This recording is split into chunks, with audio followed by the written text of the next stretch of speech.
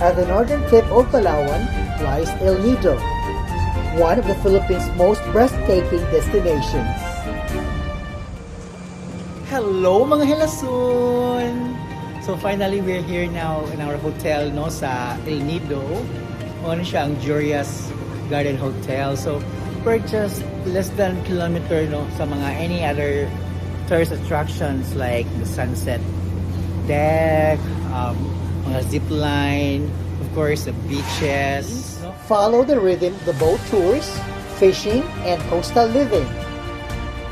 Despite its growth, El Nido continues to balance modern comfort with the laid-back island lifestyle, often described as tropical lifestyle.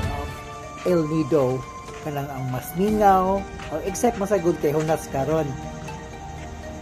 So, mo siya mga Hilasun, mag-exercise lagi daw tag walking kung bakasyon.